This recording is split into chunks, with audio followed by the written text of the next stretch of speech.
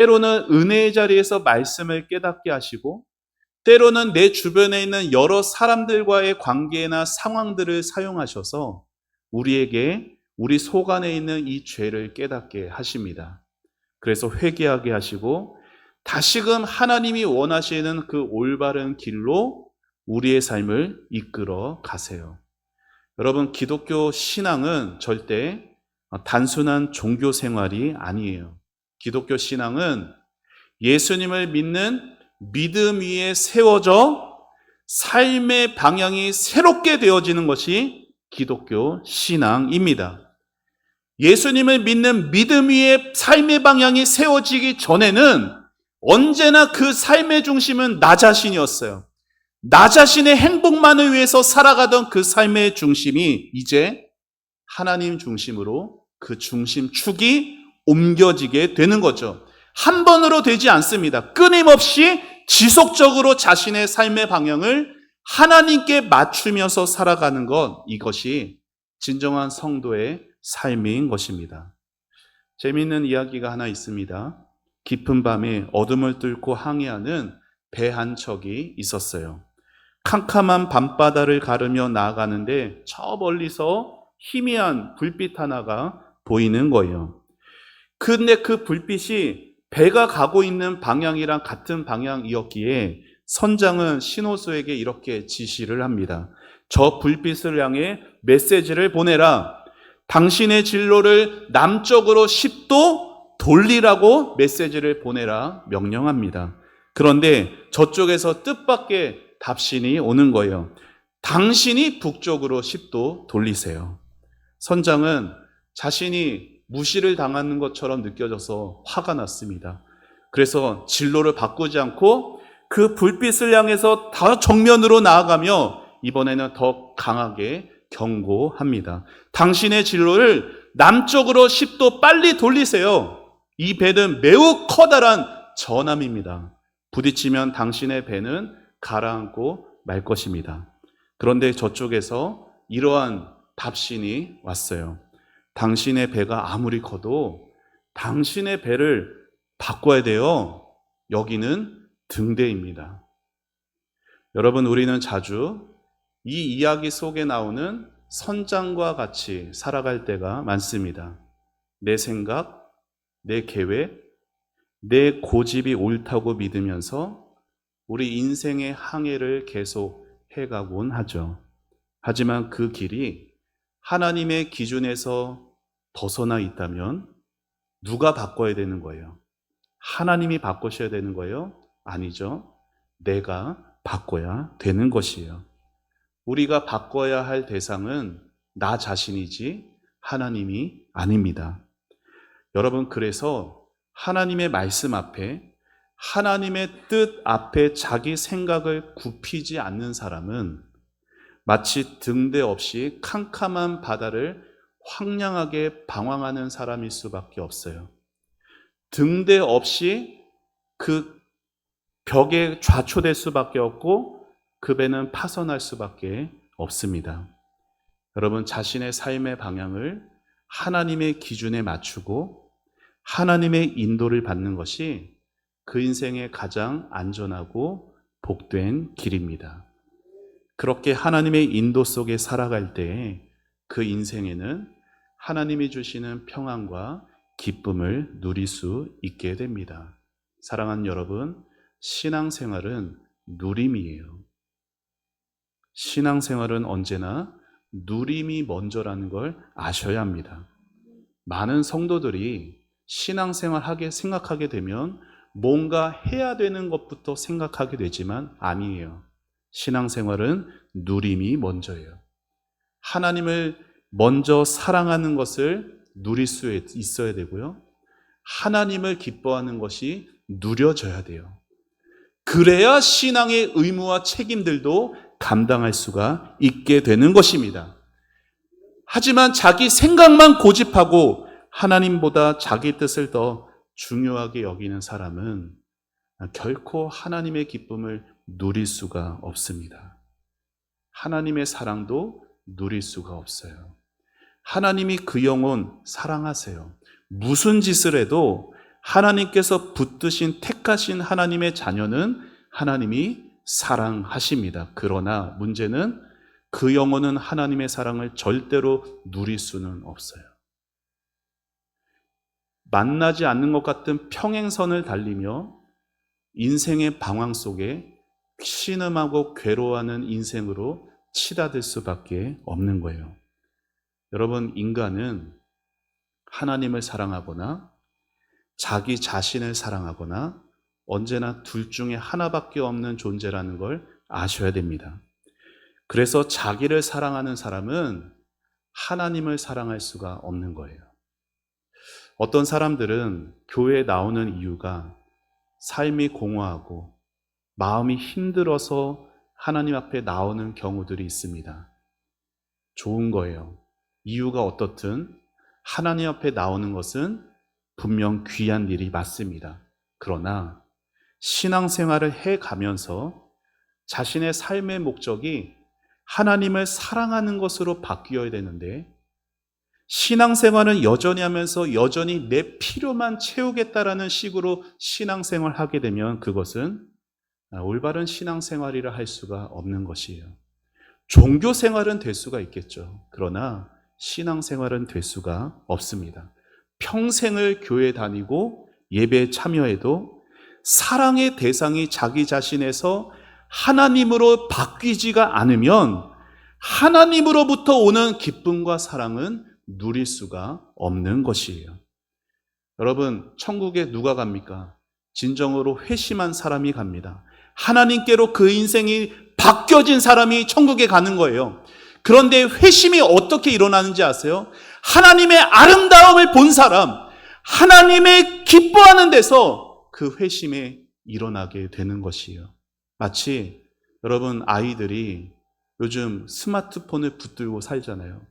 그런데 그 아이들에게 제발 좀 스마트폰 좀 그만해라, 제발 좀 게임 좀 그만해라 혼내는 것보다 그 게임보다 더 즐겁고 더 기쁜 것을 손에 쥐어주면은 자연스럽게 게임은 손에서 떼게 되게 돼 있어요. 마찬가지로 우리가 주님의 사랑, 하나님의 사랑에 감사하고 감격하고 기뻐하게 될 때 자연스럽게 세상의 헛된 욕심들이 내려놓아지고 우리 하나님께로 우리의 삶의 방향이 맞춰지게 되는 것입니다.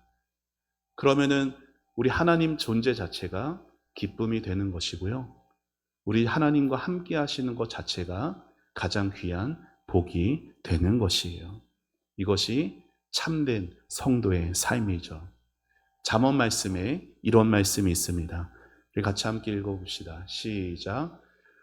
소가 없으면 구유는 깨끗하려니와 소의 힘으로 얻는 것이 많으니라. 소가 없으면 구유는 깨끗하려니와, 어떤 목사님 가정에서 어느 목사님이 이 말씀을 읽다가 웃음이 났습니다. 아내에게 보여주면서 함께 웃었어요. 그 이유는 이 말씀을 읽으면서 가장 먼저 떠올랐던 게 자신의 아이들이었기 때문입니다. 소가 없으면 구유는 깨끗하려니와, 이 말씀이 이렇게 읽혔던 것이에요. 아이들이 없으면 집안은 깨끗하려니와. 여러분, 아이들이 있으면 어떻습니까? 밤잠을 설칠 때도 있고요. 아프면 돌봐줘야 되고, 속을 썩이면 야단도 쳐야 되고, 하루에도 서너 번씩 청소도 해야 합니다. 아이를 돌본다는 건 여간 어려운 일이 아닙니다. 하지만 여러분, 참된 부모에게는 말썽꾸러기 아이들도 그 아이들이 있는 것 자체가 기쁨인 것이죠. 부모는 어린 자녀가 어버이날 같은 때 아니면 부모 생일 때 카네이션이나 아니면 작은 선물을 가져오는 것에도 기뻐하지만, 때로 자녀가 방을 막 어지럽히는 모습도 사랑스럽게 느껴집니다. 자녀를 사랑하는 부모에게는 자녀의 모든 것이 기쁨이 되는 것이에요. 마찬가지로 하나님도, 여러분, 하나님을 사랑하는 사람은요, 하나님이 주시는 모든 것을 기쁘게 받아들일 수가 있어요. 그것이 내 기준에서는 복이 됐든 고통이 됐든 이해가 되든 이해가 되지 않든 하나님이 주시는 것이라면 하나님을 사랑하는 사람은 그 전부를 감사함으로 받습니다.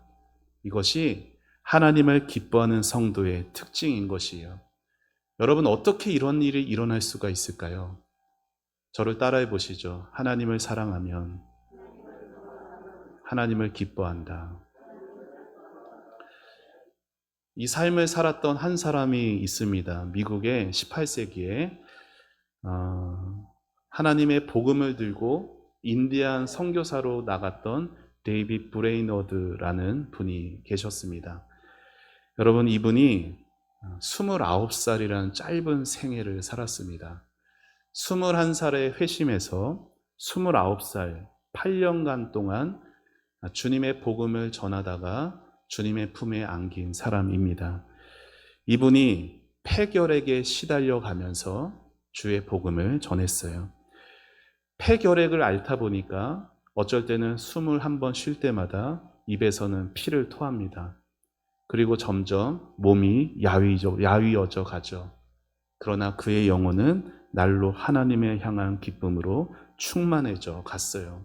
아무도 가려하지 않던 미국의 인디언 원주민 마을로 그는 들어갔고, 깊은 산과 눈 덮인 숲속에서 그는 결핵이라는 지친 몸을 이끌고 걸어가다가 힘이 없어서 그 자리에 털썩 무릎을 꿇고 기도하기도 하고, 말할 힘이 없어서 설교 강단에서도 몇 마디 하다가 강단에서 풀썩 주저앉기도 하고, 그렇게 때로는 침묵으로 자신의 온 삶으로 하나님의 살아계심을, 복음을 전했습니다.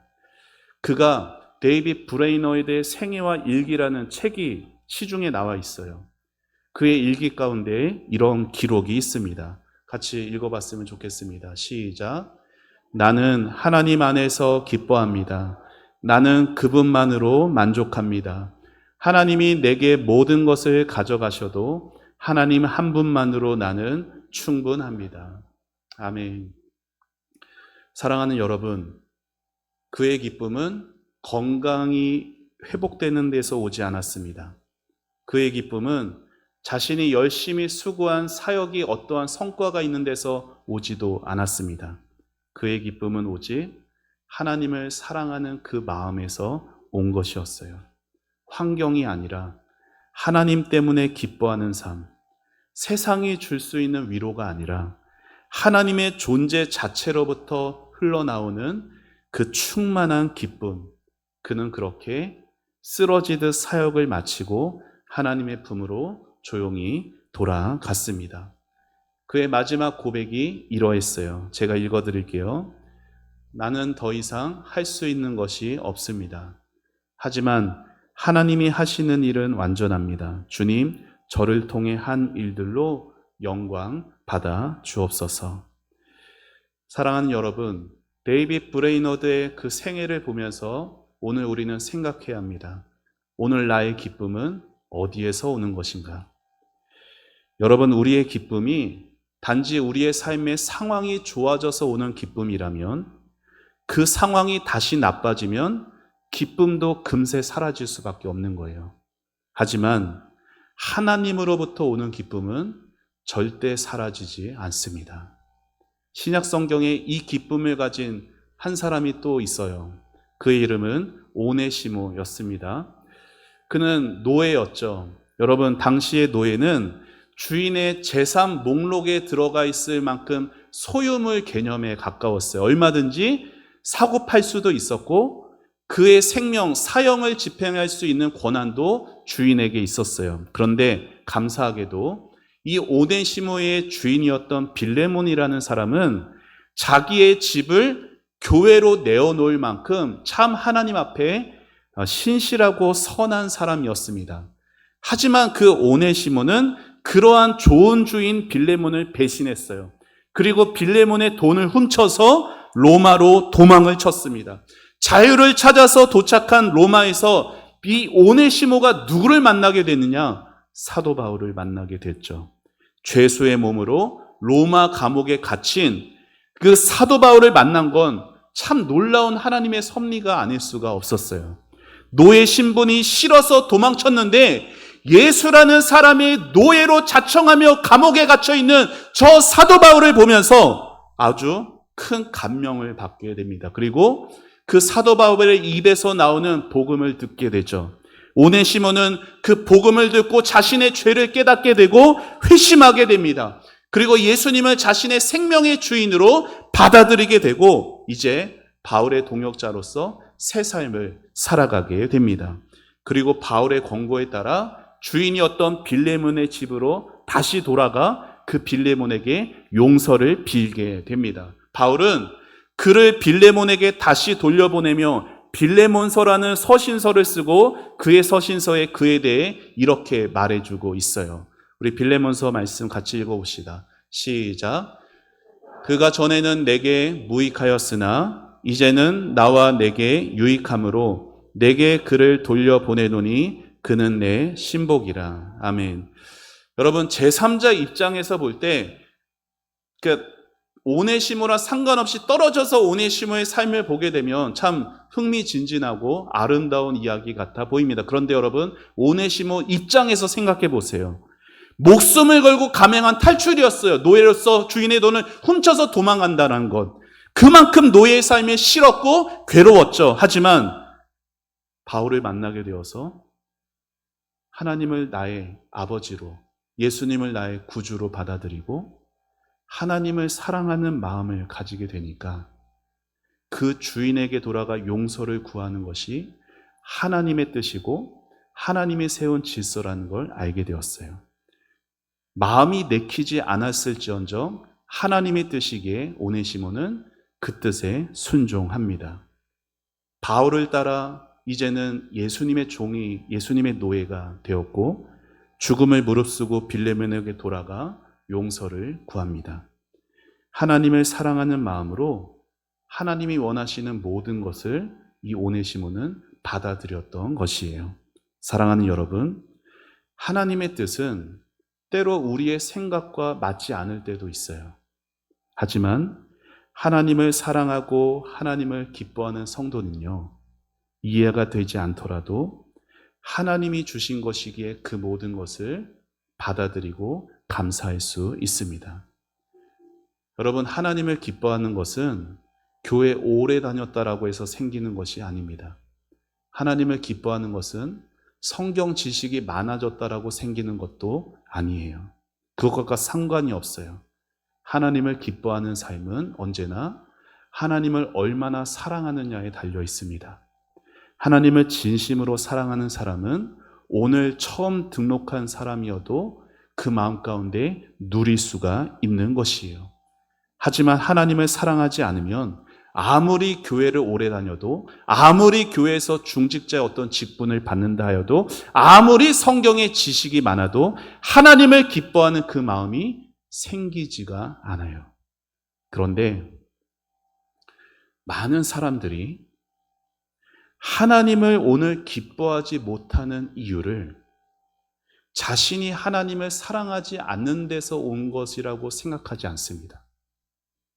오늘 내가 하나님을 기뻐하지 못하는 이유를 나의 상황과 삶의 현실에서 찾습니다. 그러니까 이렇게 말하죠.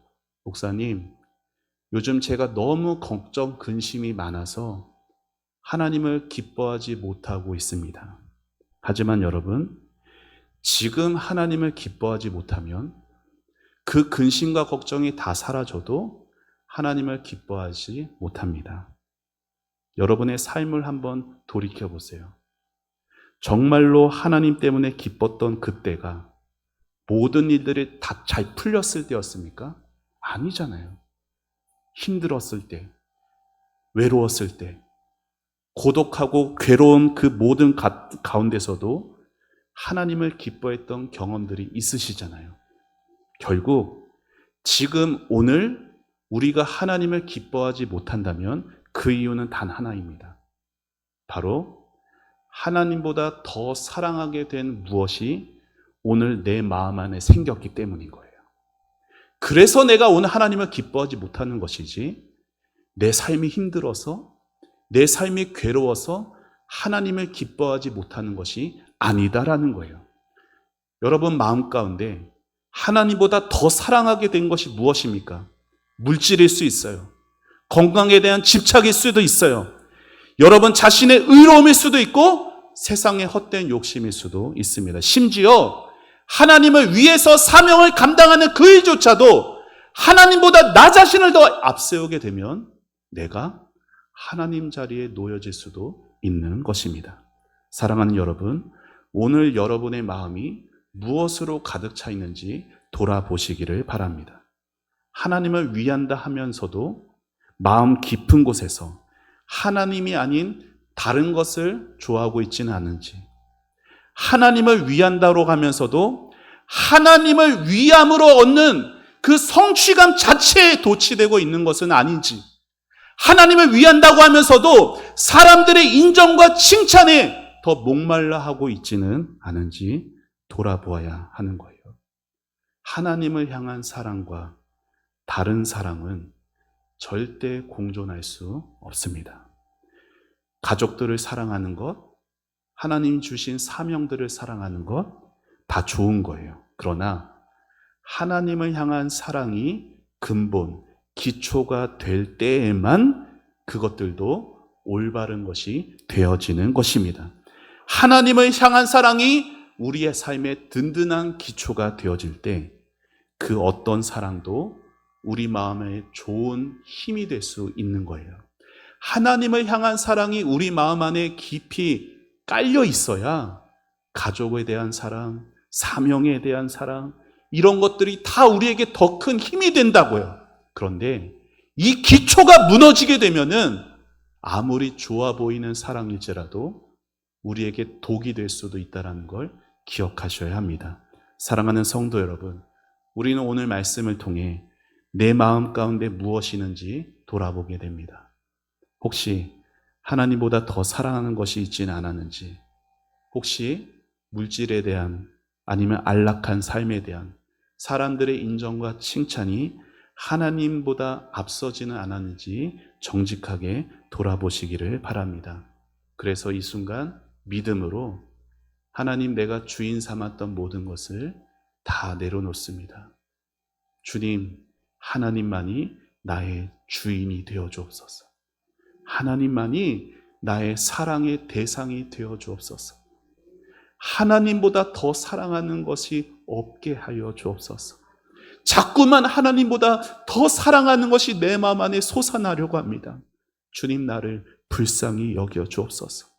데이빗 브레이너드처럼 하나님의 존재 자체가 기쁨이 되고 피를 토하는 그 육신의 약함 속에서도 내가 하나님께 쓰임받고 있다는 것 자체가 기쁨이 되었던 그처럼 하나님이 기뻐하시는 뜻이라면 그 모든 것들을 받아들였던 오네시모처럼 하나님, 내 삶에 하나님만이 나의 하나님이 되어 주시옵소서.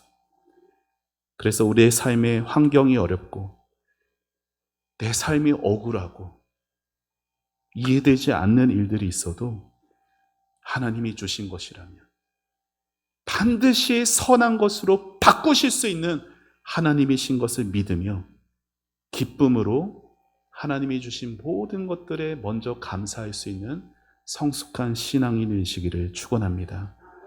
우리가 하나님을 기뻐할 때 우리에게 힘이 되는 거예요. 우리가 하나님을 사랑할 때 우리는 하나님을 기뻐할 수 있습니다. 신앙생활은 누리는 것입니다. 오늘도 하나님의 그 사랑 안에서 하나님을 기뻐하고 하나님을 즐거워하고 하나님께 즐거이 모든 삶을 방향을 새롭게 맞춰가는 여러분이 되시길 예수님의 이름으로 축원합니다. 우리 같이 함께 찬양하고 기도하겠습니다.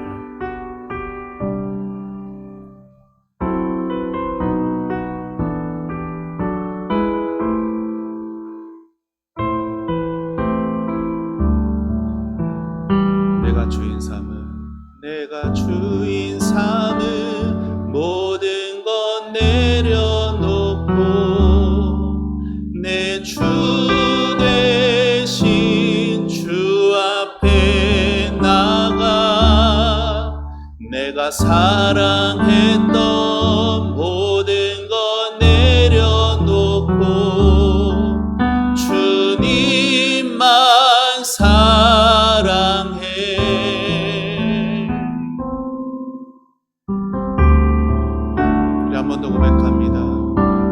주인 삼은 모든 것 내려놓고 내 주 되신 주 앞에 나가 내가 사랑했던 모든 것 내려놓고 주님만 사랑해. 주 사랑 기친 풍랑에도 깊은 바다처럼 나를 잠잠케 해. 주 사랑 내 영혼의 반석 그 사랑 위에 서리.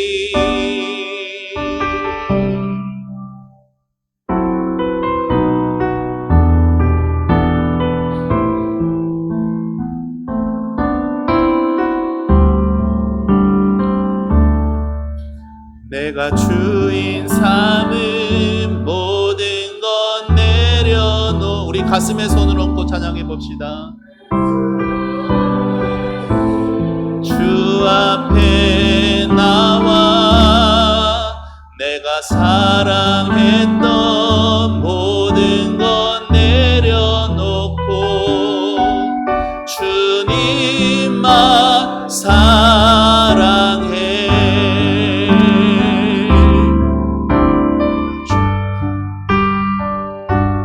거친 풍랑에도 깊은 바다처럼 나를 잠잠케 해.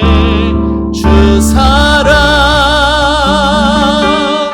내 영혼의 반석 그 사랑 위에 서리. 주 사랑 거친 풍랑에도 깊은 바다처럼 나를 잠잠케 해. 주 사랑 내 영혼의 반석 그 사랑 위에 서리. 그 사랑 위에 서리. 오늘 말씀을 생각하며 같이 기도하기 원합니다. 사랑하는 성도 여러분, 하나님은 여러분을 사랑하십니다. 때로 여러분의 마음에 하나님보다 더 사랑하는 것이 지금 있어서 하나님을 사랑하지 못하고 하나님을 기뻐하지 못해도 하나님은 여러분을 사랑하십니다. 여러분에게 다시 말씀으로 일어서게 하시고요, 다시 여러분의 간절한 기도로 일어서게 하실 하나님이십니다. 하나님을 누리며 살아갈 수 있기를 기도하시길 바랍니다. 하나님을 사랑하길 원합니다. 하나님을 기뻐하기를 원합니다. 내가 무언가 해야 된다라는 전도회장으로서, 내가 구역장으로서, 내가 교회 중직자로서, 어떤 사명을 맡은 자로서 무엇을 해야 한다라는 것, 그 이전에 하나님을 사랑하게 하시고 하나님을 기뻐하게 하여 주옵소서. 내 안에 하나님보다 더 사랑하는 것이 있어서 하나님을 기뻐하지 못하는 그 모든 삶을 주님 앞에, 사랑 앞에 내려놓아지게 하여 주시고 하나님의 사랑으로 내 모든 마음이 잔잔하여지게 하여 주옵소서. 하나님의 말씀에 기쁨으로 순종하며 살아가게 하여 주옵소서. 하나님이 허락하신 모든 것들을 감사함으로 받아들일 수 있는 하나님의 사랑의 마음을 허락하여 주옵소서. 우리 다 같이 주님의 이름 부르며 기도하며 나아갑시다. 주여, 하나님 아버지의 은혜를 감사합니다. 아버지의 사랑으로, 아버지의 은혜로 이곳에 왔습니다. 아버지 감사합니다. 이 마음 가운데 아버지의 마음을, 아버지의 사랑을 부어주시옵소서. 아버지를 위하여서 살아간다 하면서도 아버지의 사랑을 누리지 못한 채 아버지께서 주시는 기쁨도 없은 채 그저 신앙의 형식만 남아서 힘겹게 살아가는 우리들의 모든 연약함들을 불쌍히 여겨 주옵소서. 아버지, 내 뜻을, 내 생각을, 내 고집을 아버지의 말씀 앞에 아버지 굴복할 수 있게 해주시고, 아버지 하나님, 때론 이해가 되지 않아도, 때론 내 마음과 들지 않아도 아버지 하나님 허락하신 그 모든 것들을 아버지 감사함으로 받아들일 수 있는 아버지 하나님 기뻐하는 마음을 허락하여 주시옵소서. 아버지 하나님, 주여 내 삶에, 내 마음 가운데 아버지의 사랑을 부어주옵소서. 아버지의 말씀 앞에서, 그 복음 앞에서 아버지의 말씀이 우리의 심령을 다시금 소성케 해주시고 우리의 마음을 다시금 회복시켜 주사 아버지가 계셔서 아버지의 존재로 아버지 나를 구원하신 것으로 감격하고 감사하며 기쁨으로 누릴 수 있는 아버지 저희들의 신앙생활 되게 하여 주옵소서. 아버지 하나님, 주여 주리켜 돌이켜보니 아버지 하나님, 내 삶이 모든 것이 다 풀렸을 때에만 아버지를 기뻐했던 것이 아니라 참으로 사망의 음침한 골짜기를 다닐지라도 해를 두려워하지 않았습니다. 아버지 하나님, 주여 그 기쁨과 그 사랑을 다시금 회복하며 그 사랑의 반석 위에 나의 삶의 방향이 세워져 갈 수 있도록 아버지 도와주시옵소서. 아버지 하나님, 주여 우리의 삶을, 우리의 신앙을 바르게 세워가사 할아버지 하나님 기뻐하시는 뜻에 아버지 합당한 삶 살아갈 수 있도록 우리의 생각과 마음을 아버지의 뜻에 맞춰갈 수 있는 저희들의 삶이 될 수 있도록 아버지 인도하여 주시옵소서. 아버지, 내가 주인 삼은 내가 사랑했던 그 모든 것들을 주님의 십자가 앞에 내려놓습니다. 주여 아버지, 이 모든 것들을 주의 성령의 불로 태워주시고 아버지 주님의 사랑만이 우리 마음 가운데 가득 차게 하여 주옵소서. 주님을 사랑하는 사랑함만이 아버지 우리를 다시금 살아나게 하여 주옵소서. 아버지 하나님보다 앞서지 않게 하여 주시고 아버지 하나님의 그 사랑보다 아버지 우리로 아버지 앞서지 않게 하여 주옵소서. 아버지 하나님의 사랑을 아버지 하나님 다른 것에 두지 않게 하여 주시고 아버지 하나님, 하나님으로 인하여서 만족할 수 있고 감사할 수 있고 기뻐할 수 있는 하나님 저희들 되게 하여 주옵소서. 하나님, 나의 아버지 되어 주셔서 감사합니다. 하나님, 나의 아버지 되어 주셔서 기뻐합니다.